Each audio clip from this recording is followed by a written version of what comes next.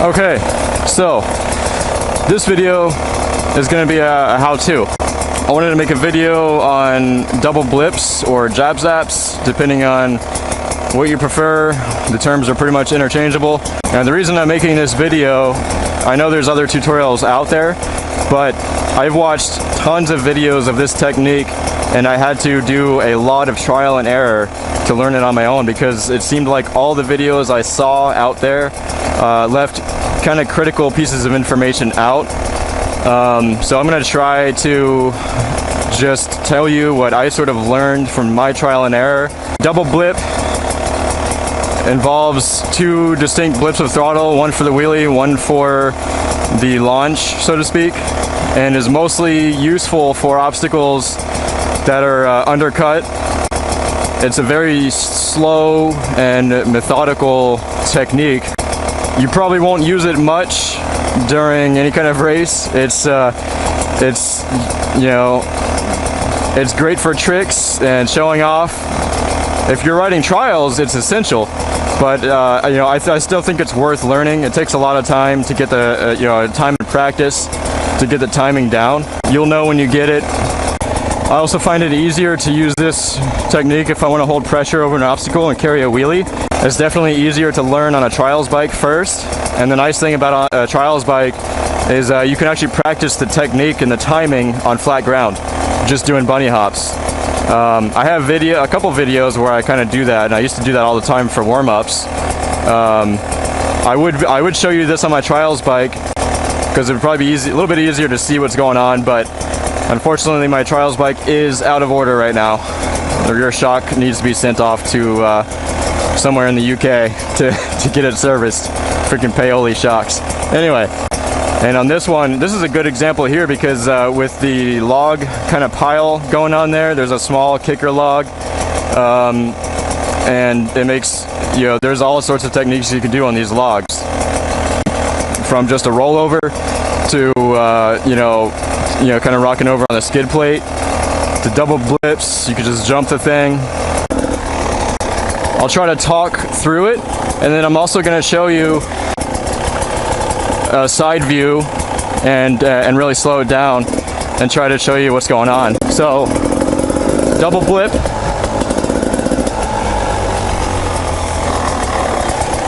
Alright, so what you want to do on your approach, look at the point on the obstacle where you want your front wheel to hit.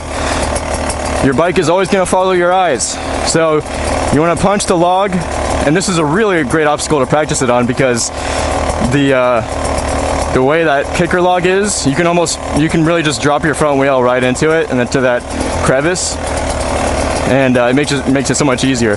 So you're generally going for the top 1/3 of the log, and you're looking at that point of impact until you carry out the rest of the move, and then you're looking ahead. You want to look ahead as soon as you can. If you keep looking down at the ground, you're going to hit the ground. That's just how it works. So I'm going to do the wheelie, looking at the top 1/3 of the log wherever I want to impact, and then at the moment of impact, there's a lot of things happening. As soon as your front wheel makes contact, or even a little bit before, you're getting back on the throttle, you have the clutch pulled in, and you're launching off of the bike, you're exploding with a lot of energy with your body, and you're popping the clutch. The number one thing that people get wrong with this technique, from what I've seen, is the timing of the clutch and throttle, and that's where there was a whole bunch of trial and error on my part, and really kind of studying these videos, because a lot of people, they say, yeah, you need to throttle off to unload and de-weight, but they never tell you just how soon you actually have to get off the throttle. So think of this move as you're launching the bike using the energy stored in the flywheel rather than throttle. Yeah, you have to get on the throttle and get your revs to where you want them, but as soon as you do that, as soon as you're ready to explode with your body, your throttle and clutch, which everything happens at the same time. You're actually, clutch is pulled in, on the gas hard. I'm 1/3 to half throttle, depending on the obstacle, and as soon as my front wheel touches, I'm off the gas and off the clutch. Same exact time. I'm jumping off the pegs, I'm off the gas and off the clutch. The bike, if done perfectly, you can get lift even on an enduro bike. It's much easier on a trials bike to get a whole lot of lift off the rear wheel. You will not get lift if you don't get off the throttle in time. So as soon as that front wheel punches, you're popping the clutch and off the throttle at the same time. The lift doesn't actually happen until after you're already off the throttle, because it's just releasing the energy that's in the flywheel. So it's kind of like almost an after a delayed reaction, because a lot of people kind of stay on the throttle expecting something to happen, but you need to get off the throttle before anything happens. All those three movements happen at the same time: jumping off the bike, de-weighting, popping the clutch, and getting off the throttle, all at the same time. Looking where I want to punch the bike.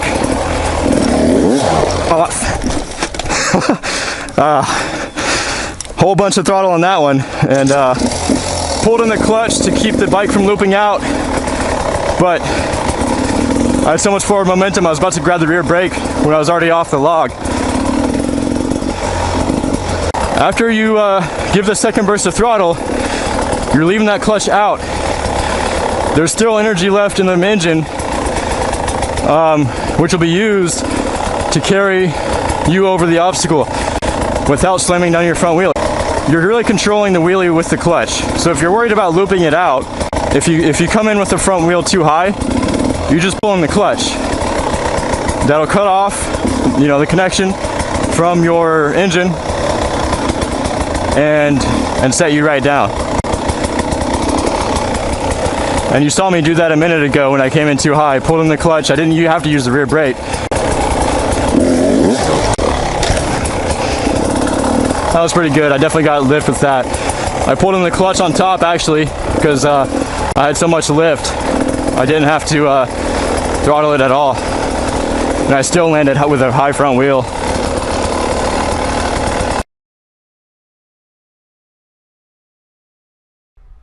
Okay, so if you can drop your front wheel into the object at about the 1/3 height, that will make this move work a lot better.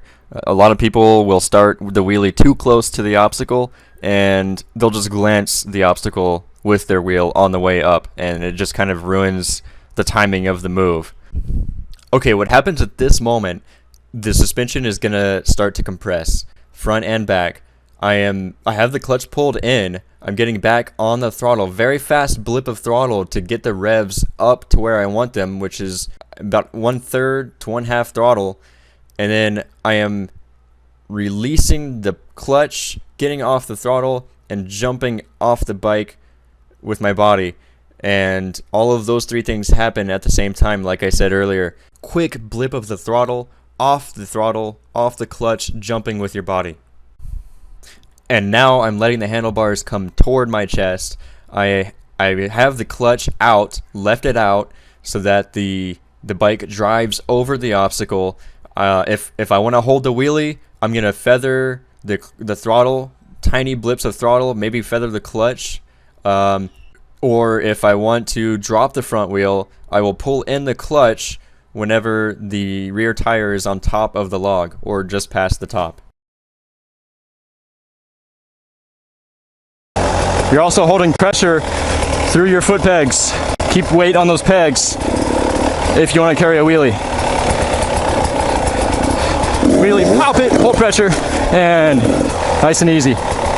And I rarely ever need to use the rear brake to save myself. The rear brake can get you into more trouble. It's good practice, but if you use the rear brake when you don't need to, you can just slam down really hard and get back over the bars. So leave the rear brake alone until the last resort. One more time.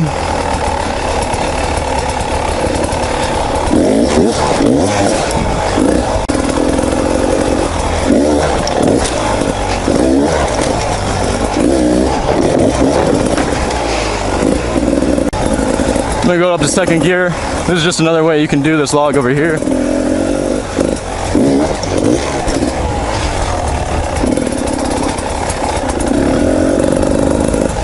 I'm gonna do a little brake tap. Started working on that a little bit.